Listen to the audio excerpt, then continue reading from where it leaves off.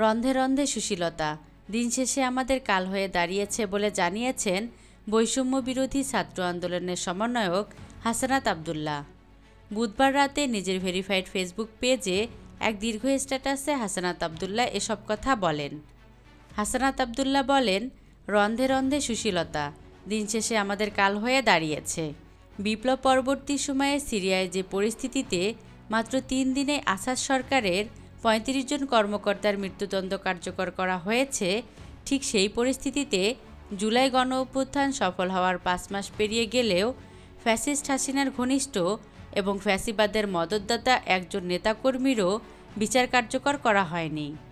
বর্তমান সরকারের এ ধরনের দয়াপরবশ হয়ে ফ্যাসিস্ট আওয়ামী লীগের নেতাকর্মীদের বিচার কার্যকর করতে স্বেচ্ছায় বিলম্ব করা জুলাই গণ অভ্যুত্থানের সাথে অপমানের শামিল।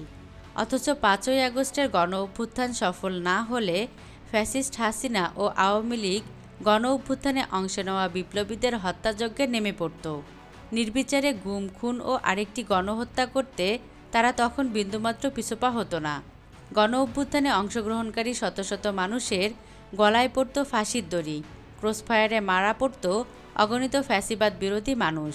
আয়নাঘরের অন্ধকারে ঠাঁই হতো হাজার হাজার ছাত্র জনতার। সারা দেশে তখন নেমে আসতো নিরপরাধ জনমানুষের শোকের কালো ছায়া।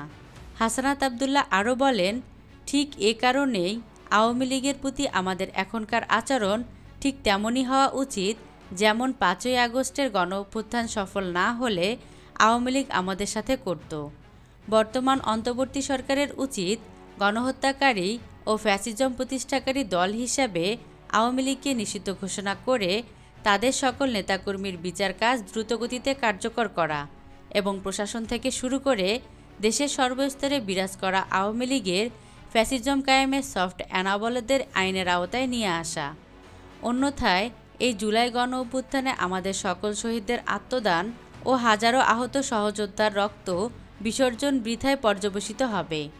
অন্তর্বর্তী সরকারকে বলছি, আওয়ামী লীগের প্রতি ন্যূনতম দয়া নেই, সুতরাং অতি দ্রুত আওয়ামী লীগের নেতাকর্মীদের বিচার দৃশ্যমান করুন, কার্যকর করুন। হাসানাত আবদুল্লাহ শেষে বলেন, পুনরাবৃত্তি করছি, আওয়ামী লীগের প্রতি আমাদের আচরণ ঠিক তেমন হবে যেমন আওয়ামী লীগের আচরণ আমাদের প্রতি 5 আগস্ট না হলে হতো।